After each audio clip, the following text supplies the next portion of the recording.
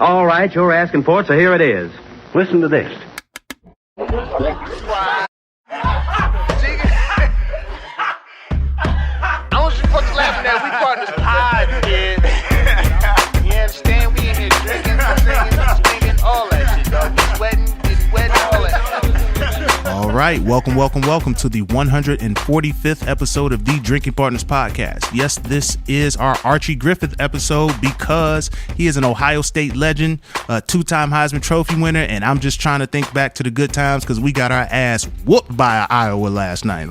It was terrible, man. Yeah. We lost by like 30 to Iowa. It's tough. It was disgusting. Our quarterback threw 4 interceptions. Yeah. It's very hard being an Ohio sports fan. Yeah, but it's easy being a Drinking Partners fan because we did go 2 times back to back. Best of Pittsburgh, you know what I mean? All right. Day on his A game today. If you didn't know, if this is your first time listening, I'm happy your hosting tandem, Ed Bailey. I'm joined as always with my co-host, Dave Bracey. Say what up to the people. What's good with you people? We are the Drinking Partners, and if you're looking for us, you can find us on epiccastnetwork.com/partnerspod. You can find us on iTunes, Stitcher, Libsyn, and Google Play under Drinking Partners. You can find us on IG, Twitter, and Facebook at PartnersPod. 145 episodes, 144. I mean, we've been asking you. We're going to continue to ask you, man. Please hop on iTunes, rate and review. That's how we let others know that we're doing well. That's how we continue to do well. And that's what we know. That's how we know what we're doing well. So please hop on iTunes, rate and review. You love us. You see us in public. You tell us you love us. Now, at the click of a button, please tell the internet we need that. And as always, and we're going to keep saying this, it's going to happen every episode. Yeah. In lieu of rates and reviews, we do take shots of Hennessy. Yeah. All right. Shout out to Car Guy DJ and the Conways for starting. Conways come through with the Henny to the shows. Yeah. They came dressed as Day and I for Halloween. Shout out to them. Shout out to them because there was a Day impression that had happened earlier on that it wasn't a good one. But that wasn't good at all. It wasn't good at all. But they came through. He nailed the chain though. He nailed the chain. He did rock the chain, man. And it's crazy because people was like, "Yo, were you offended?" I'm like, I'm trying to get more white men to wear tampons around their neck. Like, I don't even know how to take that statement. But shout out to the Conways, man. They came correct, man. It was super dope. They had Ed's Canadian tuxedo on deck. Hey, I'm all right with that because you know what? Where I'm from, that phrase doesn't even exist. There's no such thing as a Canadian tuxedo in East Cleveland. All right, that's because y'all just took it. Y'all so close to Canada. It just like you don't even know where the lines in. Nah, ain't nobody got y'all just blurring across that. Y'all just blurring fashion up there. That lake. Yeah, ain't nobody getting across that lake. We ain't no boaters in Cleveland. I found out my man's was fishing, and I'm like, where? Where do you fish in Cleveland, bruh? Where? Oh, that's Lake. Y'all fuck with it? No, you ain't been on that shore, brother. You ain't been on the shore of Lake Erie. Is that why they got a Burning River beer out of Cleveland? The river it burned, nigga. It was on fire. The whole river was on fire. Do you know how much toxins got to be in your water for the water just be aflame? You talking to a dude that grew up next to a steel mill, and we still went fishing next to that motherfucker, Braddock Beach. So yeah, but we couldn't go fishing because our shit was on fire.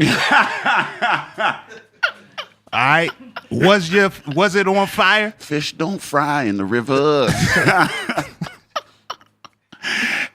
Shout out to the Conways. Yeah, shout out to them, man. Shout out to everybody who shows us love. Truth. And if you leave a review, you may have a review read on air. I mean, we like to shout out the folks, you know. Yeah, and listen, we're trying to tell you, look, leave reviews that specify episodes if you really like an episode, or you can just leave a review such as this by Mr. Fugu, which I don't know what that is, what that means. Fugu. Yeah, Fugu. Like it's, I think of a small Asian man, and only because in that, what was that, in How High when it was Bufu, buy us, fuck you. And I think of Mr. Chow from Hangover when I think of Mr. Fugu. So if we got Asian fans, that's dope.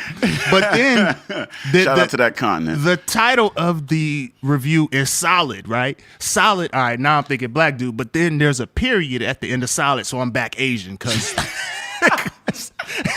he ended his thought. It was a complete thought. Solid. A must listen in quotes for Pittsburghers, period, solid, period. So, Mr. Fugu, please send us a pic. Let us know who you are. That's Jeremy Lin. That's Jeremy Lin. Jeremy Lin went got dreads. Did he? You can dread Asian hair? I guess you could dread any hair. I don't know. If you give enough time and effort to it. I don't know. It just seemed real smooth. Like I bought my daughter some Hirachis and they don't even stay tied because the lace is too slick. So I don't know. Like I don't know how he did it. he might have a lace front. I mean, I don't know, man. I guess if you get enough wax in that bitch. I don't know, man. They do a lot of things with here. They're lace front dreads, all types of shit. There's lace front waves. I don't know. I mean, if you talk about braiding shit and like putting shit together, I mean, I feel like an Asian's gonna know how to do that shit, man. You know what I mean? You figure Nikes, you know, you wearing some weaved motherfucking shoes right now. You know what I mean? Who do you think weaved the motherfuckers? You know what I mean?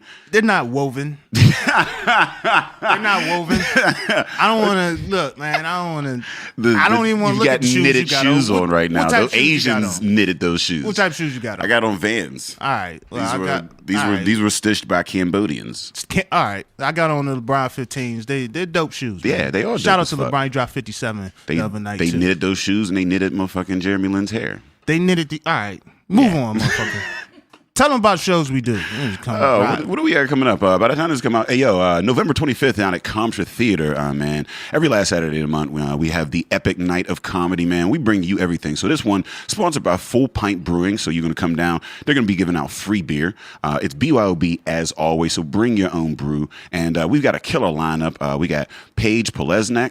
We've got... I'm glad you could pronounce that. We got Matt Wolfhard. We got Ray Zawodny, and headlining, we got Colin Chamberlain. So we got some heavy hitters going. Yeah, I mean, we got Ash and Chris Kitchen. Food truck is going to be in the lot. I mean, and we got 2 shows, 7 p.m. and 9:30 p.m., man. You're not going to get a better experience than that. You know, it's 2 shows, early, late, food, booze, and you can bring your own. First show is $20. Second show is $15. And you can get tickets for that at ComtraTheater.ticketleap.com. Yes, sir. And we have a great episode coming to you right now. We have a musical renaissance woman in the building. We have a singer, producer, instructor, a Pittsburgh 40 under 40. Ooh. You know what I mean? We got that in the building. We running some decent circles. You know, we running some decent circles. She has a chaperone. She had a chaperone bring her here, and then the chaperone asked for liquor. So I don't even know. Like we might have to get her up out here. We gonna have to get her a ride up out here. True. Did you not get the email, brother? I thought this was a professional. Did you get my rider?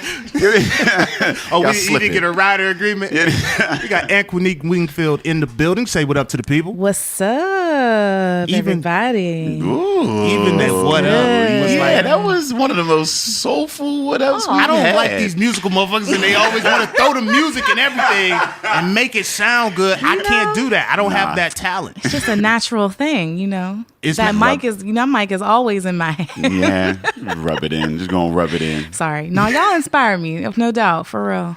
Thank you for having me. This is dope. Thank you for coming through, especially on short notice. You know, I know you're a busy woman. I recently, for the first time, got to see you live at my boy Jay Oriola's book release. Go shout out to Jay, get that book, and it was.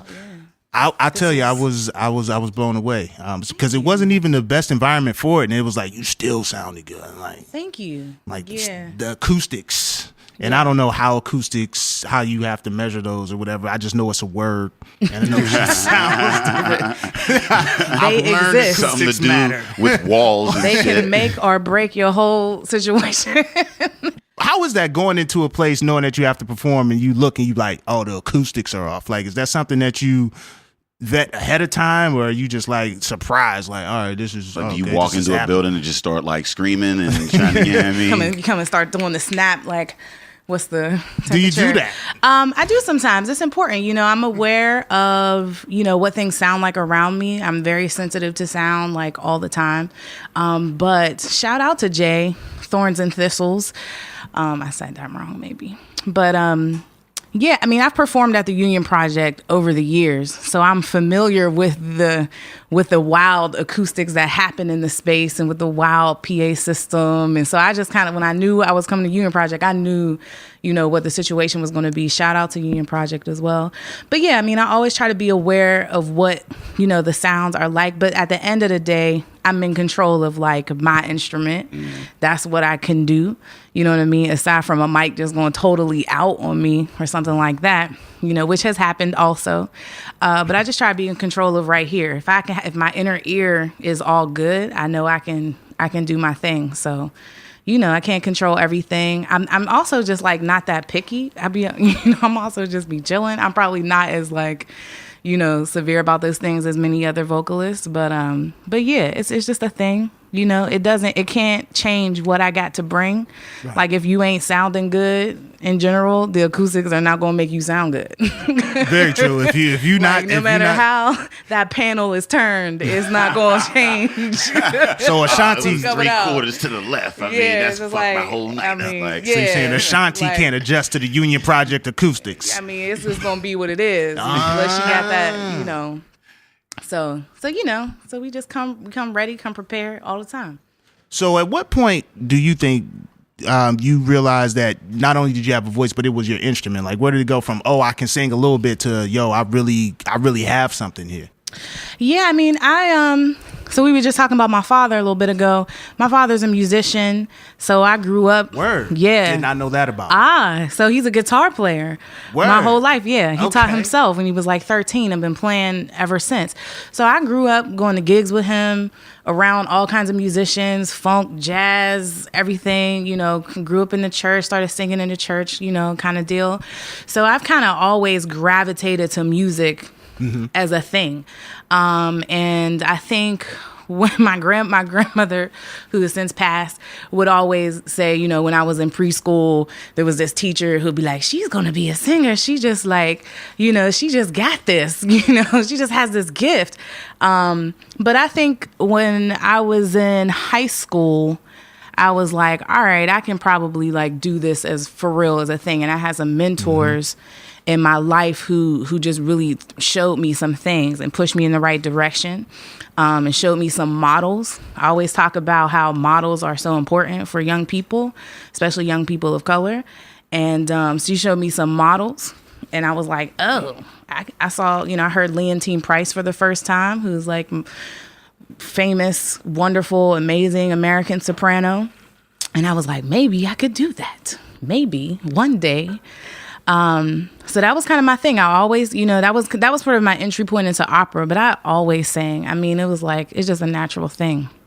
Now, coming up in the church, I mean, so opera was introduced to you with Leontine Price, or like, were you aware of it? Because it's not something that African Americans tend to gravitate towards. I mean, I hear I grew up in the church singing story often, but you speak about models, and that's something I do think we don't necessarily present to people, because like if you grow up singing in the church, then maybe the model is just what you see on TV a lot of times. Right. Like you might have seen, if you grew up in my time, a SWV, Brownstone, all that. You like, all right, I'm gonna go ahead and do that. But now you get the opera, and like nobody else is doing that, and you can kind of say, all right, this is how she did X, Y, Z. These are the steps she took to do this, as opposed to I just can sing. Right. So the difference for me was because like I grew up in church, so I'd always sang. I sang gospel. I sang in school choirs. We always sang all kinds of, you know, classically, you know, kind of things. I was also like a hip hop head. I was also into, you know what I'm saying? I was also watching MTV jams, and I want to jam. I want to jam. Oh damn! I want to jam. I was born in late '80s, so I definitely have all those influences as well. And I think when I heard the opera thing, I don't know, it was probably just an innate thing when I look back on it, because it's not something that even though growing up I didn't listen to opera. Right. When I was in high school, I had a choir director, and I went to high school in Maryland, Beltsville, Maryland. Born in Pittsburgh, moved down there when I was in like middle school. Went to high school in Maryland. So my high school choir director, Mr. Ned Lewis, was like, shout out to Ned. You should be in the choir. You should be in like the highest, you know, concert choir, which is what it was at the time. And I was like, all right, cool. So then he would make us do these tests, right? So imagine you being in any other class, you know, you get your test, you go, you know, you fail, you might fail, you might pass, like whatever, you stressing out. So we would be in class, and he would make us stand up by ourselves and sing like a passage. We would be working on a song, and so he'd be like, I want you to sing page 3, the alto line, you know what I mean, type shit. And I was like, all right. So I got up. I was nervous as hell. I sat in the back of the room because I'm a shy introvert person. So I'm all the way in the back. He's like, Anqwenique, because he never said my name right for real. He's like, Anqwenique. I'm like, all right. So I was like, so I stand up and I sing this, you know, this excerpt or whatever. And he was like, oh, okay. And I got an A on the test. And after class, he was like, I think you should study. You know, I have a friend who's an opera singer. I think you should study with her. And from there, you know, I heard her perform, and I was like, okay. And she's like an amazing soprano, amazing classical musician. And I heard Leontine Price. Literally, that was like all I ever needed. And it was boom. And I think because I had people in my life who recognized that quality in my voice already. And I was kind of also already at that time learning like breathing technique, you know, stuff like that. That's just really important for vocal, even for what y'all do, right? Just learning how to breathe. I didn't know that. Maybe I should. Hey man, any kind of way. Thank you for that tip. Yeah, anytime I consult. She gonna throw an extra badge on a little girl. We can just have I've heard drinking your podcast. partners. I've got tips. We got drinking partners voice lesson edition. But seriously, anytime you use your voice, any type of vocal production, teachers, people who do public speaking, you know, there's just some techniques that work for all of us. So I was kind of already in that vein. And I had the quality that was just sort of naturally a part of, you know, where my voice was going. And I recognized that. I also had a friend of mine who graduated a year before me and got a full scholarship to college to go sing. And that was for me like, oh, I could do that. Man, shit, man, I could do that. How does that work? Like, how do they determine that they're going to give you a full scholarship? There's no statistic. Like, it's nothing. There's nothing tangible that I could be like, all right. Like, there's not a combine. Like, yeah, you know what I mean? Like, you just it might be a combine. I want to go to the opera combine where we just all sit in a stadium. Clarity and who's pitch, blown like, away? Like, what? There's like a boot camp. No. Show up in your fatigues and you got your Under Armour with your number on it. 47. You that cheat? But in so many ways, it's funny you said it because so many ways, like the classical music industry and how singers get established and the auditioning process, it feels like that. You know, it feels like that. It feels like that. But for us, you know, because I was already studying, there was a certain type of repertoire, you know, certain type of songs I had to already be working on with my with my voice teacher. So they always have standards or requirements for the audition. So you have to have one American classical art song. You have to have one song in Italian. You have to have, you know, something, you know, one other song.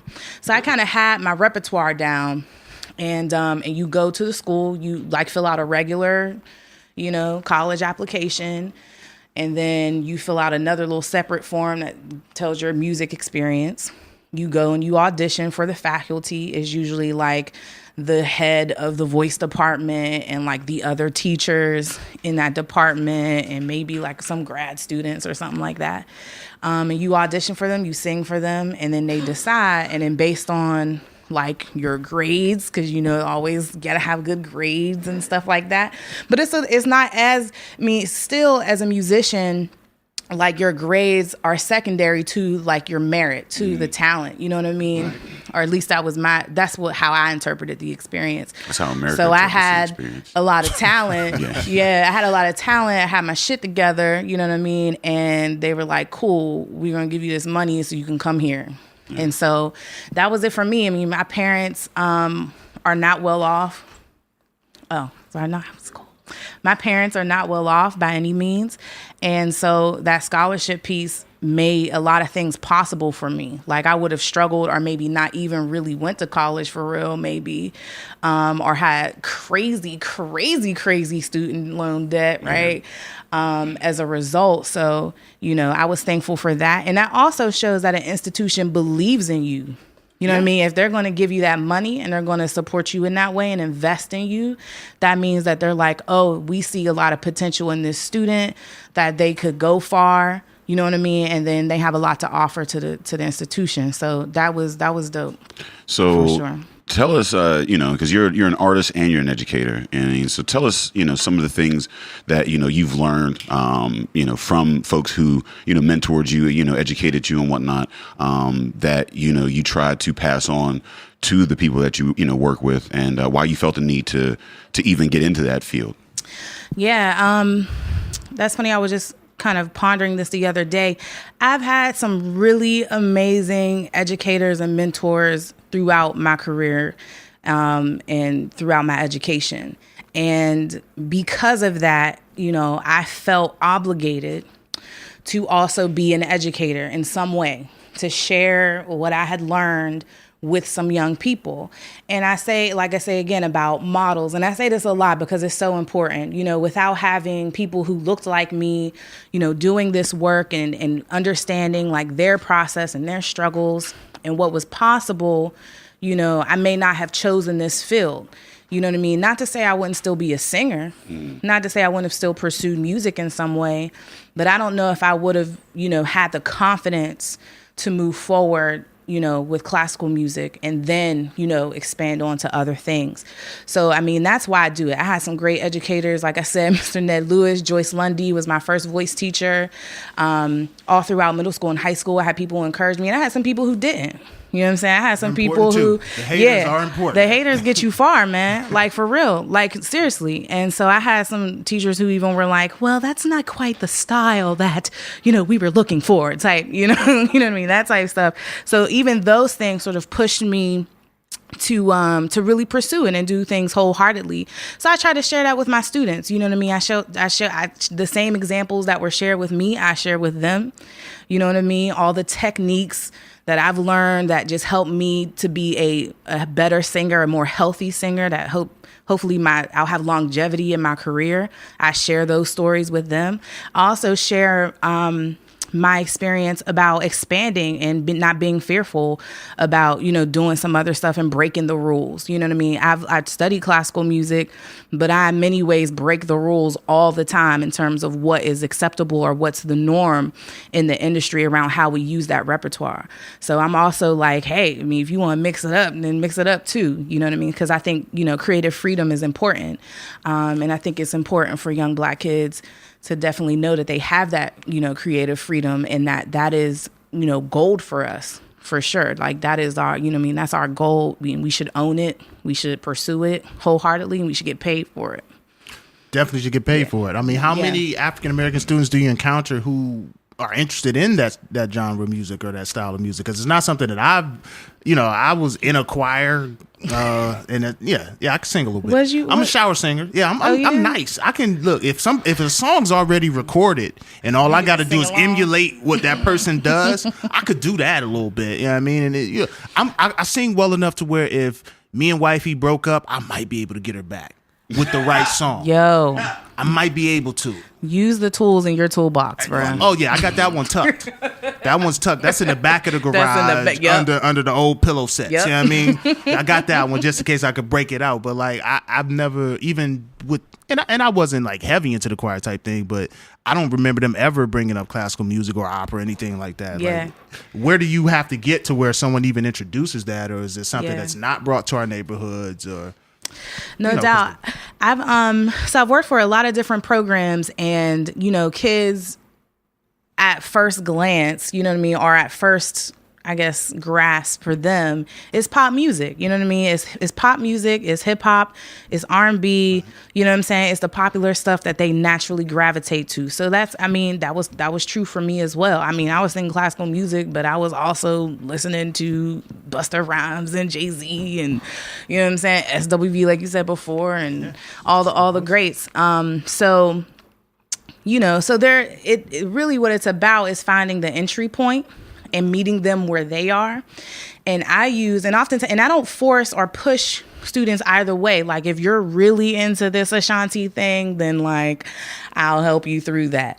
But what I do is I use classical music as a tool, right, for learning technique, because it's important. Like it helps you understand how to create vowels and where placement happens. You know what I mean? In your instrument. Yeah, like where you're placing the voice. Is it super nasal? Is it back in your throat? Like how are you understanding how your instrument works? How your breathing, mechanism is. So I use it as a tool to teach technique first. And then often I have students who are like, wow, like I've had some students who flourished. Like I had a student and he was just amazing. He was like a really shy kid, and he sang a lot of like musical theater kind of stuff. And I pulled out this Brahms. I have this like real thick book of Brahms. There's like a German composer, art songs. And they're just like little short 3-page songs, but they're really good for like just pulling out stuff. So I had him working on these German pieces. And he was like, dope. His voice opened up. He was all like, had all this beautiful vibrato. And I was like, oh man, damn, you like really got this, bruh. So, I mean, from there, you know, it opened up some things for him. He's like, well, I didn't know my voice could sound like that. And I didn't know I had that, you know, that it inside me. So, you know, I use it. So I meet kids where they are. We work on the stuff that they want to work on, but I'm always pulling in these other influences for technique, for, you know what I'm saying, for broadening their awareness of what's out here. And then oftentimes I find students who just flourish in it. And then they're just like, oh, I really like singing in Italian. Like I would have never thought. You know what I mean? I add that to my repertoire just in case me and wifey break up. I sing. It don't even matter what the Italian song's about. Pavarotti. Don't matter what it's about. It could just be in Italian. Yep. You know what I mean? I could have a hat, be like we on a little boat in Venice, just boom, boom, boom, hit it with the jong, have a little pizza on the side, because I don't know no other Italian food. Pizza, pasta. It's all good. I mean, that's all I know. A little sketty. You know what I mean? It's either pizza, pasta if I'm going. But yo, it's so good, especially over there. Like that's all. That's really like that's meet really in the middle of the noodle, it. like Lady in the Tramp. After me singing Italian, yeah, man. I've given her an experience now. I might have been singing about dog poop. I don't know. It'd have been an experience. And there's just like some kid with the Cotto Mio Ben. You know what I'm saying? I don't even know what that is. Just said. I don't know what that is. on the Ponte Vecchio. I mean, you know? now she gonna come on and start speaking Italian. Look, somebody's gonna be like, I know that was. I knew she was gonna start shitting on us. At some point, you can't have somebody this well versed to not try to shit on us in our podcast. At some point, while we drinking beer, she over here not singing. Did you hear how she came on? I mean, she knew she was stunting from the gate. Okay. So this was all set up. This was set up. Y'all set yourselves up. Okay. That's okay. So now I'm looking at you. I'm looking at your chaperone because he didn't see the hitter. He sat. I know he's been on an interview or two of yours. Like I know he's been around. You see in all black. Yeah, I mean, he don't want to make it go down. Yeah, I mean, she just come in, do the job, and then they just ride out. He got the chaperone stance. Like I'm not paying attention, but I'm not for the bullshit either. Nah, he posting. He you know. Shout out to Thomas Agnew, y'all. Yes, shout out to Mr. Thomas. Boom Concepts, Genesis, Boom Concepts. True. So speaking of, of all that, man, like, Pittsburgh, we've had this conversation with podcasts before, whatever. Can never have it too much. What are some of the hurdles that you see with your students in Black culture in Pittsburgh, particularly, and how do you overcome those? Because I mean, you guys do a lot of outreach, just beyond just like a classroom. Just like the students that I have, and across multiple platforms. When you're talking about Genesis and Boom and the whole. I mean, you guys have a great culture down there, in Garfield and whatnot that expands throughout the city. In your experiences, what are some of the hurdles? And again, how do you guys overcome those? So I think one of the hurdles that I've been experiencing, I work for a program that's not specifically music related, but it's early childhood, and we do this program in Homewood. It's called Buzzword, and one of the things that I struggle with, especially when you're doing programs that are specifically dependent on certain types of funding, right? So one is trying to secure the funding for the work that you want to do in community, and trying to get funders to, see the value in that work beyond, what the current hot topic is, what the current, climate is. Oh, we're really into social justice right now, or we're really into this or that. So it's always sort of navigating those waves to make sure that we have the appropriate funds to do the work that we do. Because although, I love working with youth, we all work with youth in various capacities, oftentimes in mentorship, oftentimes through different programs, sort of in an auxiliary fashion. But the thing is that we exude that we are, about getting paid, and about making sure that artists and working artists are getting paid for the work that we do, whether that's your painting, whether that's your music, whether that's teaching artist work, whatever it is. Know your worth. So yeah, no doubt. So, we out here to serve these babies, but they got to pay us to do it. So that's a challenge often. And sometimes the challenge I see too is making sure that we're reaching the most vulnerable population, because, there's some great programs, right? There's some really things that are extremely visible, right? And the kids that are living like in the hood, you know what I'm saying? Like deep in the hood, in the projects, it's not always so visible to those kids and those parents.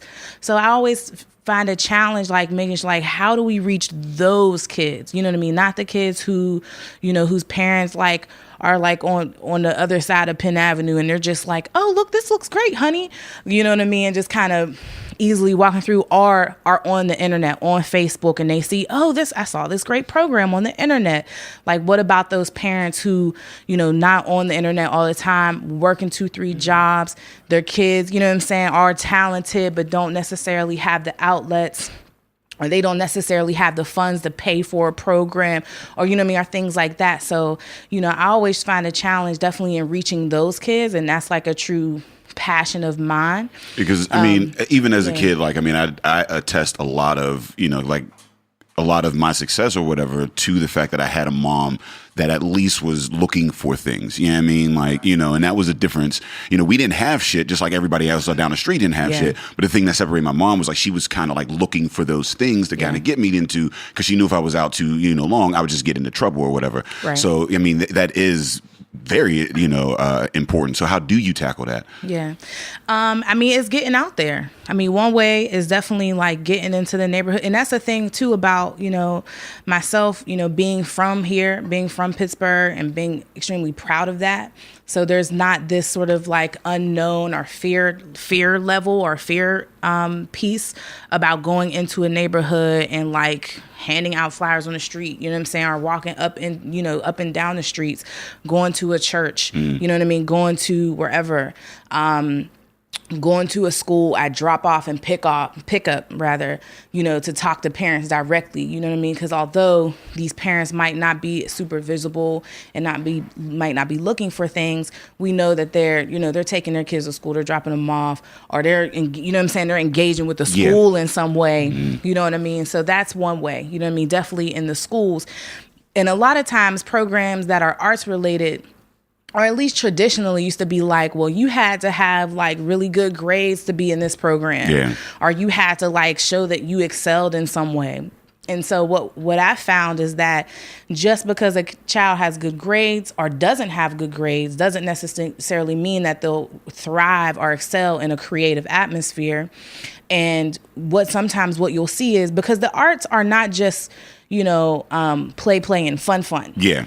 Right? Yeah. Art is not just, this extracurricular thing that, it's been sort of made to look like, especially in public school systems where we know arts funding is the first gone. Slashed, Yeah. Forget cut. That joint is slashed, right? Yeah. So it makes it the parents that these are just extracurricular things that the kids don't really need. When in fact, especially for me as a musician, I use music and the arts as tools for learning for young people. Yeah. Right. So if they are able to grasp this musical concept, which a lot of times is math. Mm-hmm. It's a language. Rhythm is math, right? So if they can grasp this musical concept, then that might help them in their math class. Yeah. You develop a certain part of the brain, a certain skill that you can apply, elsewhere. Exactly. Yeah. And so on. So, so we try to, hit those kids who are not, who teachers or administrators tend to kind of overlook, throw off to the slide, like, oh, that's a bad kid, or they get into a lot of trouble. You know what I mean? That kid probably just needs a creative outlet and a space where he can be free within. You know what I'm saying? A different type of energy, a different type of learning. Right. And that's been a critique, in the school system more heavily now. But the fact that certain kids learn in different ways, and when you have a classroom full of kids and you have one set way of learning, some kids don't get it. And like what I found in my experience is that those kids tend to act out because they, it's not because they're like, I just want to be bad. Like sometimes it's embarrassment. Like, how do I'm not getting this. So when you call on me, I'm just going to act out, as opposed to just being like, I don't know what you're talking about. You know what I mean? So how do you reach them and give them different tools, different ways to learn? You know what I mean? And the arts definitely does that. And I would say too, a lot of times you'll find kids who are really smart too, right? And they're bored. You know what I mean? So yeah. So I'm interested. So this creation of value, we talked about value. Mm-hmm. How do you think, or so with you coming from one end where, you got a scholarship based on being able to sing, which I think that's an actual, like, that's a real investment in someone, because like if you get a football scholarship, you're basically investing in the product of having a football team, and people are already into the football team. That's already going to create a certain amount of revenue. But when you're with an artist, it's not even just their artistry, like how well they can sing. What are they going to do with the singing? What what field are they going to take? So you have this investment in you going into college, but then you go and become an educator, and there's a lack of investment in that, where you see value, but maybe the school district or they don't see any value. Right. You can articulate it. Sitting here, I'm like listening. I'm like, yeah, it is value with the arts. Like, I definitely want my daughter to get in something creative. Yeah. How do you even create that value for the administration, Right. like, because you're going to deal with the administrators, and then you got to deal with the parents too. Like, I'm fortunate to have, wifey, she's out looking for things for my kids. So, she come back, hey, we should get Kai in soccer. I'm like, I never played soccer, but I'll go watch her play soccer. I don't even know what soccer is, honestly. Like, but she's out looking for things. If my daughter can get experiences that I never had, that's great. I feel great as a father, but like, you got to create this value on two different fronts. Like, how do you do that? For sure. I mean, definitely, we live in a region that funds a lot of things. You know what I mean? Like Pittsburgh, we're really blessed here to have a philanthropic community that really does support the arts, does support arts and education in various different ways. So, you know what I mean? It's a different situation here than it would be, I think, in another region or in another city. So a lot of times there's a lot of research, there's a lot of things that have already been done. Like, what the work I'm doing or the work we're doing is not reinventing the wheel. You know what I mean? It's stuff that's been done, and we stand on shoulders. You know what I mean? But a lot of times that might be built into the program. So that could look like a culminating, performance, at the end of the semester or the end of the year, where the kids get to come up and show their stuff.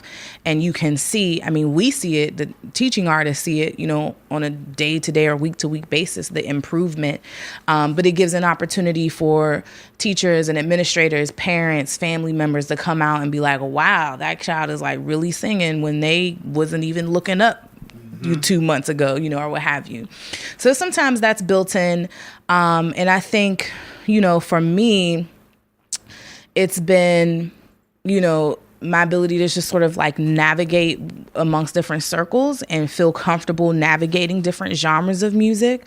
So like I said, it's not necessarily making every kid that I work with a classical singer, but it's meeting them where they are and giving them the tools for them to like be successful in wherever they feel most comfortable, and giving them that opportunity to shine and show their stuff and be confident. I was just about to say that, like, the confidence is huge. Because when you find something that you're good at, it gives you that, like that strength to work on the things that you're not. If you don't think you're good at anything, then you're just going to give up on everything. You know what I mean? Like, but if you find that one thing and you hit that vein, then it's like, all right, like, it gives me motivation to get everything else right, because if everything else ain't right, then I'm not going to be able to keep doing the thing that I love, that I'm confident in. You know what I mean? Like, and again, I think that's another thing that, is undervalued when you're looking at the arts in schools and whatnot. Definitely. And like, I look at Pittsburgh and I look at the art scene and whatnot, and I look around at, the crowds, and I think it's huge that, you don't see a whole, like, you don't see the same support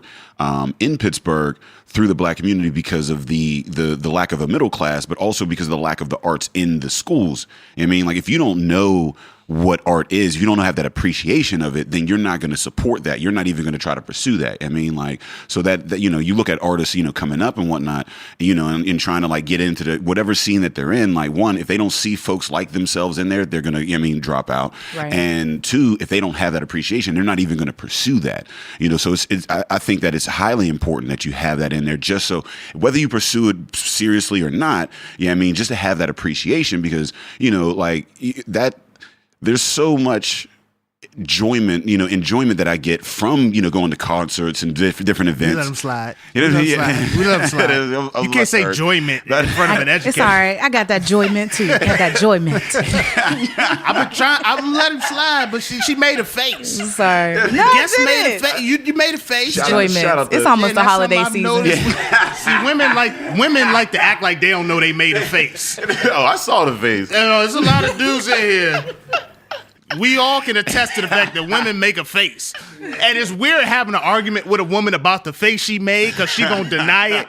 But you're gonna be like, no, I got this feeling from this face you made. I could tell, like it was in your brow and the curl of your lip, like your dimple showed. Like, and she's like, no, it wasn't me. Like, no, I saw tick, it. Like, it'd be momentary, but it'd be there. And like, be having you think you crazy. Yeah. Like, why am I even worried about that eyebrow right now? Like, damn. Because the eyebrow means something. Because I see that eyebrow arch in the same scenario every time. And like, we be plotting. I know y'all do. I'm glad you said that. It's recorded. You just ruined a lot of lives. You No, ruined it's a lot of cool, relationships. yo. We There's be a lot plotting of for people the that's best. gonna be playing this in arguments. Like, nah, see, Yeah. she said y'all be plotting it. She's well versed. She I spoke got this. Italian earlier in this I got episode. an educator on audio. But that's funny. But, Don't I get me mean- in trouble. But I was going to say, no, but you're absolutely right. And I think another thing that creates that value is the fact, like, teaching artists. So I'm an artist first for real, right? So a lot of times I'm out here, I'm performing, I'm doing my thing. I'm performing with different bands across the city, different venues. So a lot of times I meet parents. You know what I mean? And kids that I work with, I'll see their parents. They'll come to my show. You know what I mean? And they're like, wow, I really love, how you perform, how you sing, this and the other. Can you come work with my child? This and the other. So it's also, as artists, being able to be out here and do our thing and be successful and be excellent, be professional, and do our thing for real. And then we are touching the kids that way too, even though it's not direct, Right. So I often hear from a lot of parents, whose kids I also work with, and then so they encourage their kids, like, well, you better act right in Miss Anqwenique's class. Don't be in there acting crazy, and that kind of stuff. So that gives us another platform to show that value because, as artists, I mean, there's a lot of us out here doing the damn thing. Yeah, I mean, we out here working, and it's weird. Like it seems like as a community, in the arts community, we have to build it. It's got to be built from the ground up. It has to be that groundwork of, all right, I'm gonna relate to the people who have the capital, have the influence, have the decision makers. Like, I mean, like you dealing with parents, you're dealing with the decision makers. Now, there may not have been anything they've been thinking about, but they're like, oh, I do got a child. You know what? Oh, you nice. Oh, you educate as well. Let me slide that in. Like, we gonna have to slide. And it's weird because now at my age, at 31, like I'm at a point where I had a 4-year-old child.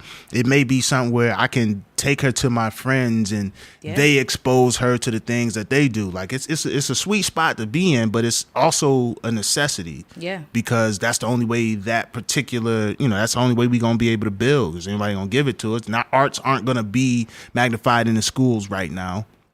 But if it becomes, you got to create the value. So it becomes something where the schools can hang their hat on, oh, we've graduated this many artists. These people have been doing these things. Because that's all schools are, basically. University and schools is like, all right, look, we educate all these people, but it's the ones that make big bucks that we can hang our hat on. Like, you get that type of education here. Well, that ain't what the fuck. Yeah, then they keep calling you, want you to donate No, back. they definitely. They send you them calls. They send you them flyers 6 months before graduation. Right. They start sending you shit like, you already on the call list. I ain't even done with that last semester, fam. I got to figure out this econ class before I start sending y'all money. I might not even walk. So can we take this left? Can you tell us about this library?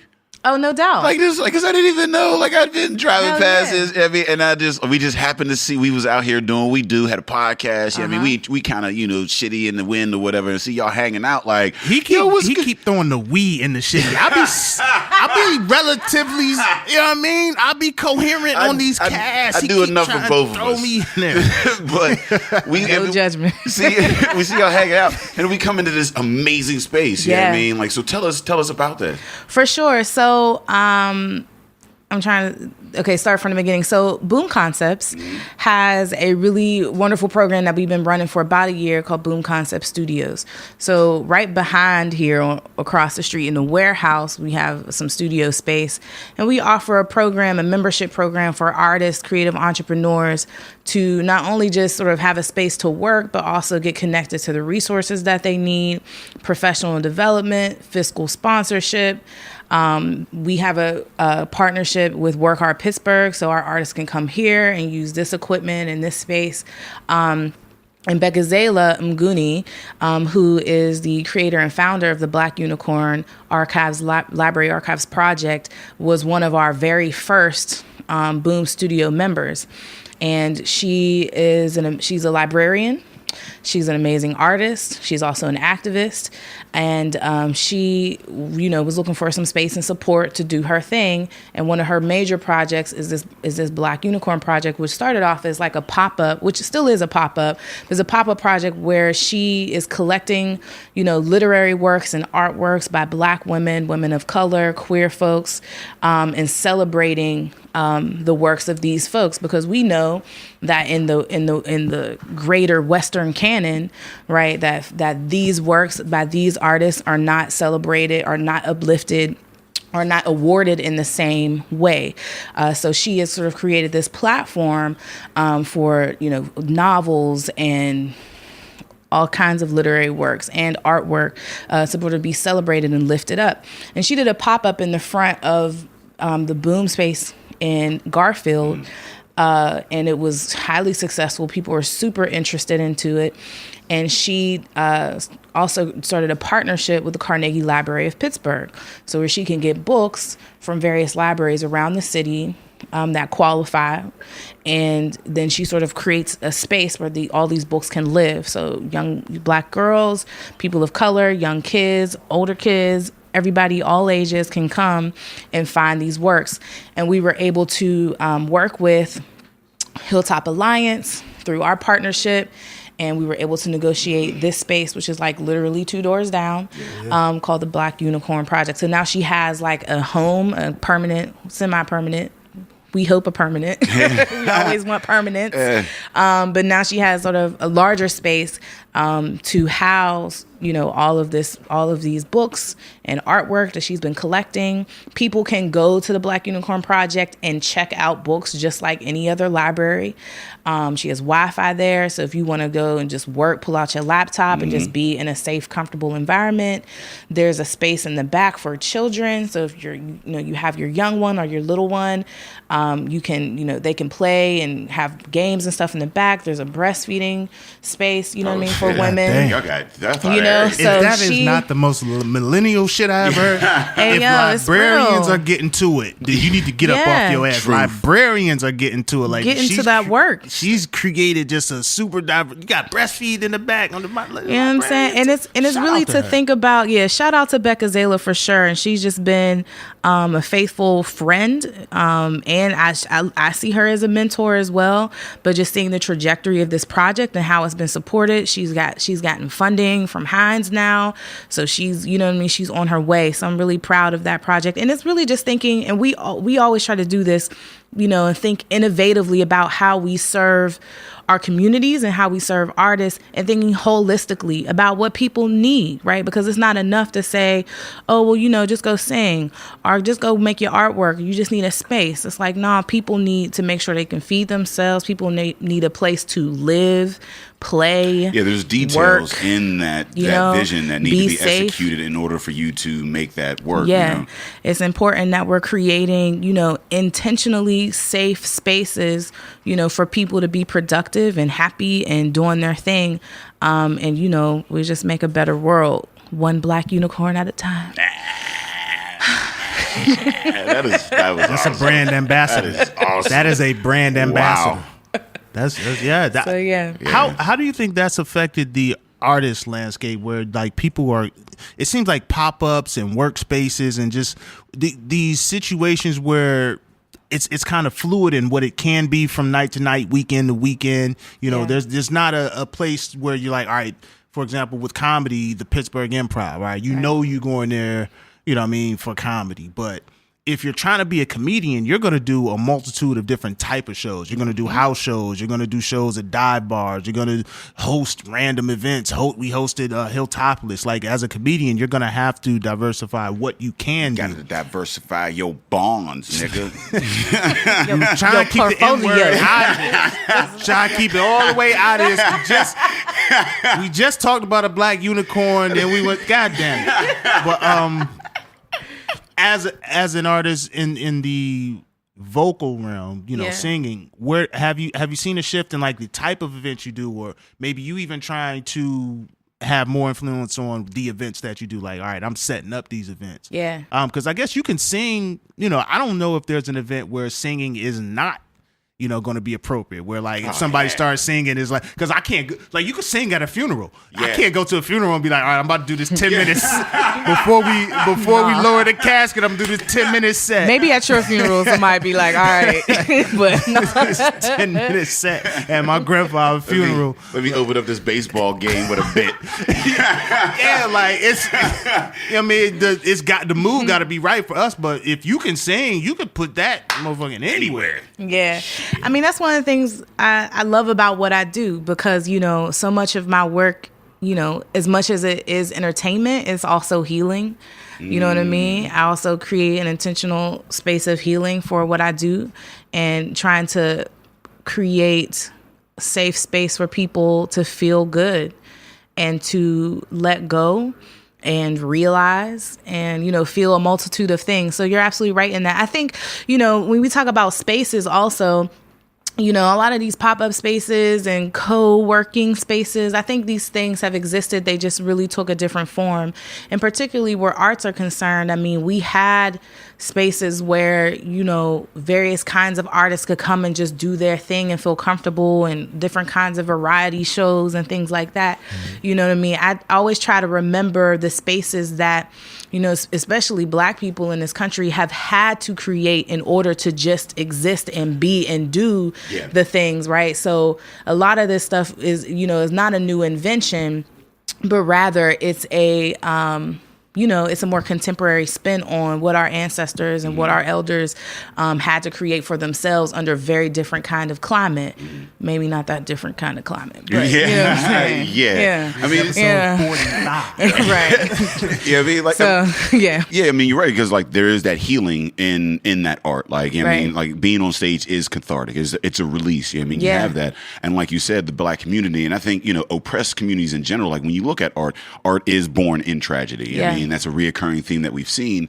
And like you said, I mean, that healing, that that coming together and kind of getting that off and getting through. Would say Langston Hughes, comedy is laughing when you have every excuse to to cry. I mean, like, so with that music, like, I mean, when I hear those vocals, like, I mean, I'm in there, like, I mean, and like no doubt. Hear, so there's that like coming together and like bringing of the community and whatnot. I think, again, that's another thing that's undervalued when it comes to the arts, is that like that spiritual and that like mental health component. Because I think in so many spaces, because of where we are today, it's like not really appropriate to be spiritual in any capacity in a lot of spaces. You know what I mean? So whatever that means for each individual is such a we try to be all inclusive of everyone who believe different things, but the reality is we are also spiritual beings as much as we are physical beings.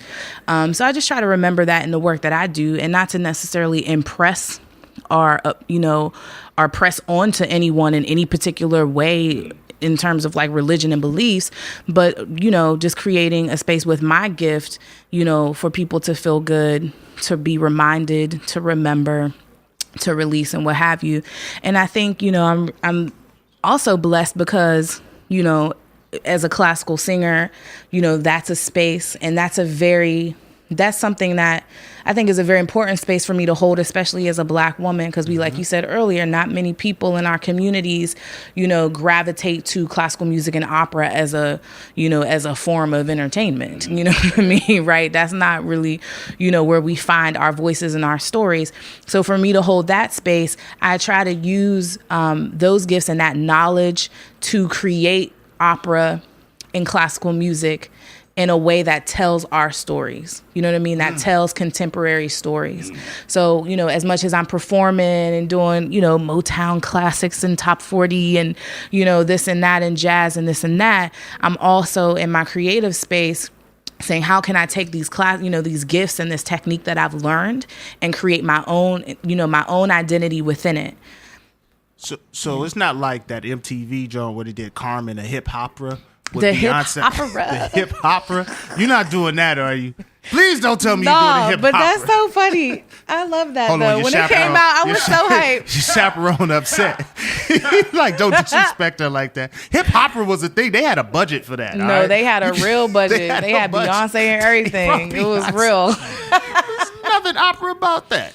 There wasn't that, and that was I probably mean- my criticism. It's just kind of like, but where's the? I guess the opera part was just like it was just more like a musical, and I guess because it was so dramatic. Nah, somebody came was to a like- meeting and was like, let's there do was death. hip opera. They have no idea what the fuck that was going to Was be. that? I mean, but is Trapped in the Closet opera? Is that like because? That, I don't know. I'll start singing episodes of it. No, don't do that. I mean, first and foremost, Just fuck because R. of- Kelly. that's what I'm Yeah, saying, I mean, just like because of the R. Kelly first and foremost, fuck R. Kelly. Yeah, but- You know what I mean? yeah, But fuck R. Kelly. Trapped in the Closet was a thing that happened, and I'm just like, is that an opera? Like, I don't know what it was. It was amazing for 6 episodes or 6 chapters You know or whatever what? the It was- fuck. You It got to kept my- chapter 20 though. Yeah, Yeah, it it kept was my bad. for the Midget first like came 3. I was in there for the first 3. After that, I was just like, come on, man, you're doing a lot. Like, and who's Yeah. funding this shit? Well, it was I once think he was. they had my man's had a Sony. He didn't have no named actors or actresses. There was nobody. No. There was no big names in there. My nigga, except for Mr. the Big one and boy him stopped from The fucking with Wire. him long ago, He like. did have boy from The Wire. He had Omar from The Wire in there. He played the cop. Yeah. Because when he pulled back the covers and there was a rubber, and that was weird. I was like, that's a weird situation. Because like in the video, he sat up and then he just pulled the covers. But I'm like, why would you do that? That's not a natural move. And a condom was just, it didn't even look like a used condom. It's like it was a condom that he fucked up, couldn't get on, and he had to go to it. It was weird, man. I think that's the part that made it opera.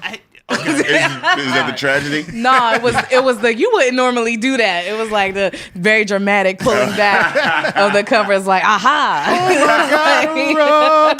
Rubber. And then it was like cut. Fade to black. It was. A lot of things happened in that. Somebody got shot. a She couple people cheated. got He shot. cheated. Wasn't there a Got pulled high-speed over. chase somewhere in that the bitch? cop was chasing him. A midget came out of the bathroom. Somebody was speaking like a must have been like episode yinzer. 8. Yeah, I missed I all went of through that. all the episodes. I had to do them all.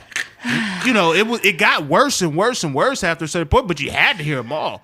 Yeah, At that point, it was R. Kelly, and his name carried weight. It was like because he put out TP2.com. That was big for me. no, that man. carried him through 3. After that, I was done. It was. But cool. you know, I think it's a really innovative thing to think about, again, like contemporary stories. You know what I mean? Even in, you know, the context of R&B, you know what I mean? Like even in context where you think about R&B and old school R&B, and I think a lot of times like that's what he sort of represented, just this like true R&B soul, you know, space, and putting like this is about to be hilarious in this really contemporary context. Yeah. Like it's kind of like what reality TV was like going towards, right?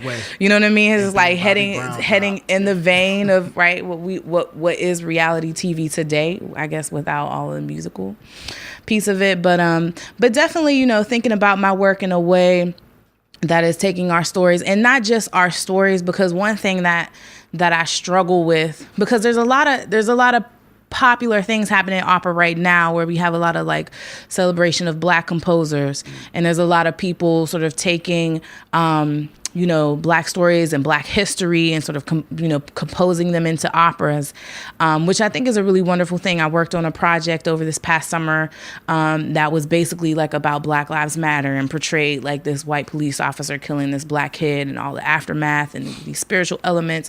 And I worked on that project with like my day job, which is with Pittsburgh Festival Opera.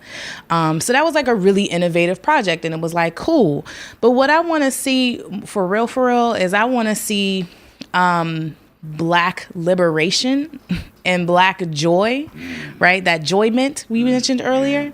And I want to really celebrate that within an opera, because what we find is oftentimes, you know, and whether this is movies or pop culture or reality TV or, you know, newly composed operas, it's still a story of like chaos within a Black community, right? Or within a Black experience. And I just like, I'm just like really cool off death where it concerns Black people. So I want to create works that like uplift us and show us. We have enough. Yeah, we have a lot of that, and, right? It's desensitizing. Yeah. And so I want to like really celebrate like what does it look for, this Black person to be in control and be in powerful positions and to have, affluence and to be manipulating systems and creating systems. And what does it mean for Black women to be in spaces where their voices are, not just heard and forgotten, but heard, and then policies change. Yeah. You know what I mean? And so that's the kind of work I'm envisioning and wanting to create, and to counter that, you know what I mean? Because it's like, oh, we have more Black folks on stage, cool, but y'all still killing niggas. Like, let's just, you know what I mean? So that's a piece I struggle with, and I always try to see what do I want to see in the world? Like, what do I want to see in art? What do I want to see in opera? How can I work to create that? Like be the change you want to see in the world, you know what I mean? Yeah. But I really I try to embody that for real, because there's so much, like when something becomes popular, then everybody does it and it just happens over and over and over again. Or when something becomes big, or a big deal, it happens over and over and over again. And I just, I try not to fall into that. How do you... the waves. Yeah. Well, how do you get the opera wave started though? Like, cause I'm gonna keep it real. There was this song back in the day. Joel Santana had this song called Monster Music, where he had an opera on there. You heard anybody? Nobody heard that? It's like Monster on dip. Like, it was a dope song. Like, I never listened. He had like an opera singing his hook. Like, I feel like there's a way to do it. I don't know if it'll dumb down the opera, whatever, to make it popular, but like I don't know how we can just have an opera out there that just becomes popular. Like, how would you even go about that? I mean, I think it takes, what makes things popular, right? People identify with it, people grab a hold. They have an understanding of it. It's a popular face. It gets a lot of marketing support, right? How do things really become popular? Push behind that so song. it's I think it's tapping into those, those formulas, right? But inserting what you want, like, inserting like this different art, this different art form. And I don't think there's a way to dumb down opera. I mean, I use opera and I use classical works in all kinds of contexts. As a matter of fact, this coming spring, we're doing another show with Chamber Music Pittsburgh called Bach Boombox. And I created that show. Yeah, I created that show as like this hip hop classical music mashup. And I wanted to take some Bach and like deconstruct it and then turn it into a hip hop beat and then have my friends rap over it. And that's exactly what happened. So, just some random shit though. Bach in like D minor or whatever is like my favorite fucking classical. Like the cello suites? The organ, the fugue, yeah. Because it sounds like there's like 8 motherfuckers playing this song and it's just one dude. Like it's like when I first heard that shit, they were like, this is just one dude playing all of these different melody and the foot shit and all the whole nine. And it sounds like it starts off real, like simple, and then next thing you know, you got like 8 shit going on, and it's fucking amazing. So So I mean, there's some really beautiful, complex things within the repertoire. I think that we can just separate and pull out and deconstruct in a contemporary fashion.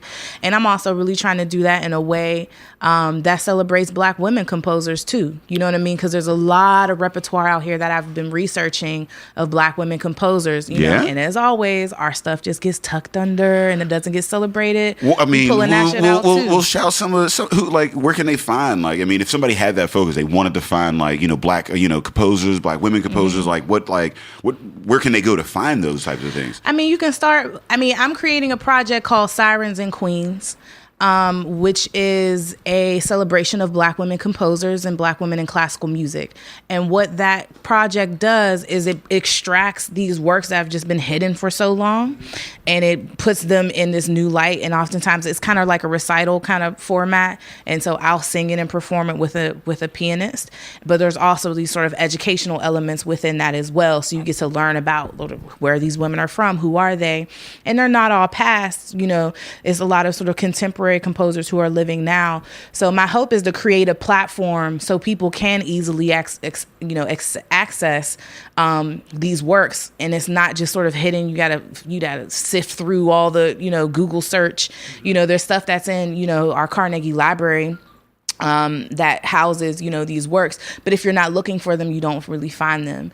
So I'm hoping to create Sirens and Queens as a real platform to make these things accessible. So have you seen, like, with Bach and Beatbox and Sirens and Queens, have you seen a movement all throughout the country where people are trying to bring this? Because it seems like there's a lot of opportunity in this, where with you having the diverse background in music, but having that classical element that not a lot of people have, especially in our community, you can bridge that gap. You can create content, you can create events, create programs that not everybody offers. So there's a lot of opportunity. I don't know if that's something that is being done all over the country, because it starts in one area and then it and then it grows. It's almost like an explosion where it happens here and it builds out. Have you seen that people have even focused on that outside of Pittsburgh? Into my secret, no. I mean, I don't Buzzy can edit this out. No, but that's exactly the point, is to find platforms to really talk about it. So you're absolutely right. There's a movement happening across sort of music composition where there's like this mix of classical music with jazz and hip hop and R&B and soul music. So that's happening. I did a project a few years ago with a wonderful composer, Daniel Bernard Romaine, where it was exactly that. We had sort of classical elements, our classical instruments, strings, what have you, mixed with sort of very soulful, sounding sort of funk beat type of stuff. And he just premiered a work with Philadelphia Opera entitled "We Shall Not Be Moved," which was about the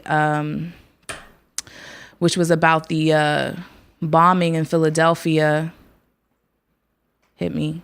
Yeah, no, there was the bombing in Philadelphia when they just like, they just dropped the helicopter so came through and so he did a whole opera about that. That's and it embodied sort of that soulful singing and sound with classical singing and classical instruments and all that. So there's definitely some movement happening around the country, and I'm definitely trying to tap into that and see where I enter into that. But definitely I think it's an open field, because it hasn't happened a whole lot. There's not a lot of models for the work, and so I'm sifting my way through and trying to find my voice within that, for sure. Yeah, you on to something. Yeah, on to something. Famous life last is cyclical. words. You're gonna be. Life is cyclical like that, though. You're gonna go back to some of the original things, but if you can infuse, But I'm interested, before we go now, from an artist's perspective, again, in the vocal and the music realm, does it affect how you listen to music? Like, listening to music now, does it have less value than when you're listening to older things? Are you looking at music now like, oh, this is whack? Like, how do you? No. Is music getting worse, or are we just getting old? I think. Good question. I think I think in the 80s. You know what I'm saying? Folks who were older said the same shit that y'all saying, that we saying now. Yeah. So but think they used to listen to the same song from like 5 different people. Right. So that's what's funny about it, because it's like, we have to always be forward thinking about where we're going, right? Because this is time. Right? We exist in a time. Time does not stop. Time is always moving forward. So we have to be always thinking about what's coming next. What's the next popular thing? And old people, right? Older folks, our elders, us even, don't get to determine all the time what is the poppin' shit. So we got to get over it.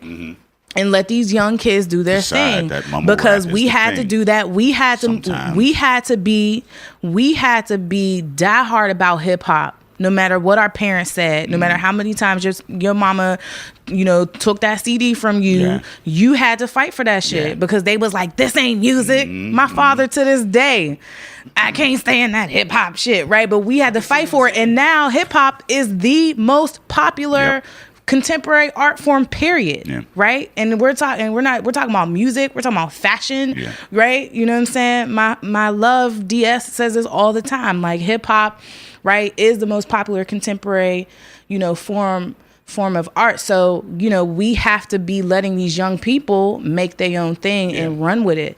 Yeah. Now, is it true that hip hop sampled a lot of stuff and maybe not a lot of it was original? Sure. But we all stand on shoulders. Yeah. You know what I'm saying? Like, we all stand on somebody's shoulders. So somebody got to stand on ours. You know what I mean? So that's how I think about new music. And so I'm open. I try, you know what I mean? I'm into a whole bunch of like weird stuff. So I'm like really open to it all. Now there's some stuff I might not bang with. Yeah. There might be a singer who I'm like, she really can't sing. that producer's dope, but you know what I'm saying? Like that happens. Yeah. You know what I mean? I feel some type of way that there's a lot of young MCs who don't freestyle. I feel some type of way about that. Yeah. Well, you know what I mean? That's a lost art, man. Yeah, see, bro. There's off the dome like, and there's freestyle. Those are two different things. Freestyle. Well, I mean, off the dome. But the term freestyling has changed. Off the dome is a new term. Freestyling used to be what off the dome is, and then they changed it, and now off the dome is what freestyling used to be. So language, if that makes any more sense, and motherfuckers listening at home.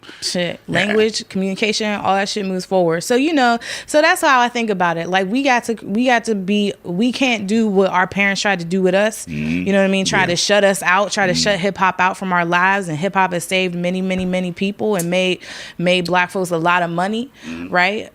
So we got to let these young people do their thing. That's how I think. I sound real old.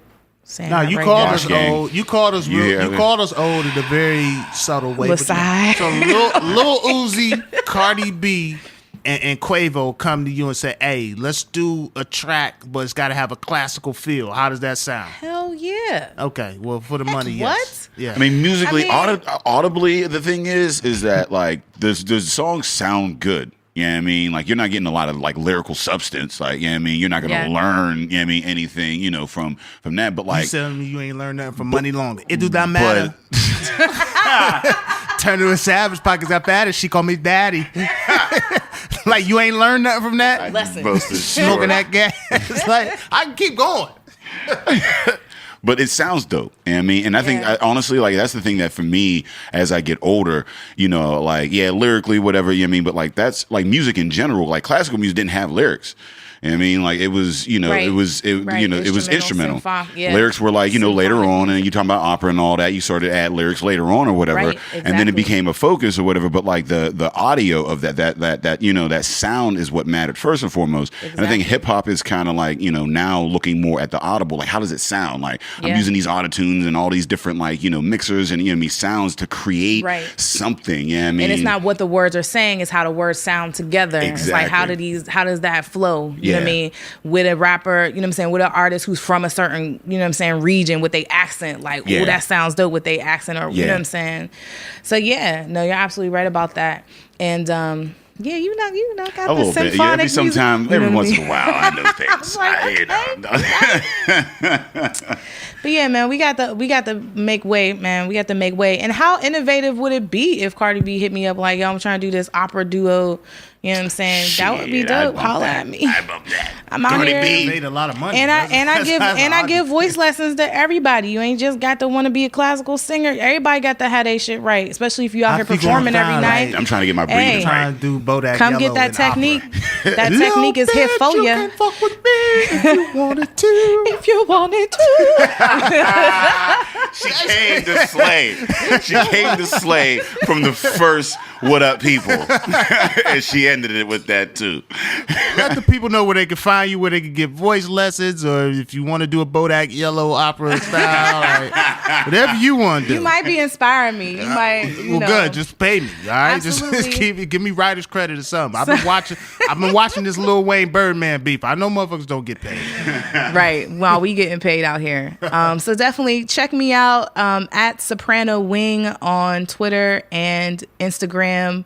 You can also find me on Facebook, just Anqwenique. I'm going to spell it for y'all. ANQWENIQUE. So check me out. Even if you Google me and you spell it wrong, it'll still pop up. So don't feel bad. That's dope. If you don't remember. Definitely shout out to Boom Concepts. Come check us out. Like our Facebook page. There's events all the time. Come through and chill first Friday. Shout out to everybody. Yeah, no, for real. This is dope. Thank you so much for having me. I enjoyed this conversation. Thank you. It was inspiring. I feel special, y'all. You are special. I feel really special. You 40 under 40. They only chose 40, and you. Well, you know, you one let of me the tell 40. you. So this year as well. So I was 40 under 40. I was also in the Incline Who's Next. Yeah, You know shout out what I'm to you were. I was in that. also 13 under 30 with the World Magazine Dipset joint. Eesh. And yeah, like Racking 'em up. so we out here. I mean, I'm not really big on awards. I'm really big on the work. You know what I mean? But the I work- do the work, but thankfully the work is being effective out here in these streets. It's nice to And be that's what I'm recognized most for proud the of. work. Yeah. I mean, Yeah. it really is. Yeah, There's a lot of opportunity in what you're doing. You taking advantage of it. That's good to see. for sure. It's good to know. Good to be in the know, because as you put on these events, you know you might need a comedian, and you got two here. Yeah, We always have to laugh. Laughing is important, especially in these days and times. What? Because I was gonna Days tell and Day to tell the times. people where they can find us, but now he got to sing it. probably not. But if you're looking for us, you can You got find us that on beautiful bass. You can find us on epicastnetwork.com/partnerspod. You can find us on iTunes, Stitcher, Libsyn, and Google Play under Drinking Partners. You can find us on IG, Twitter, and Facebook at PartnersPod. And hey, listen, man, freshen your breath, freshen your life, get you some Joy Mints. Joy Mints. I don't know what the fuck just happened. Like, we got a formula. He does that. I thank the guests. Thank you, Anqwenique, for coming through. Make sure you check her out. Congratulations on being the future Mrs. D.S. Kendall. That's our That's our guy. Shout out to Thomas sitting off in the cut. He's been keeping an eye on me. Thomas in the cut. That's a scary sight. I don't know where you can buy Joy Mints, but get them. We are Drinking Partners. As always, Drinking Partners is the crew. Epicast is the family, and we out of here.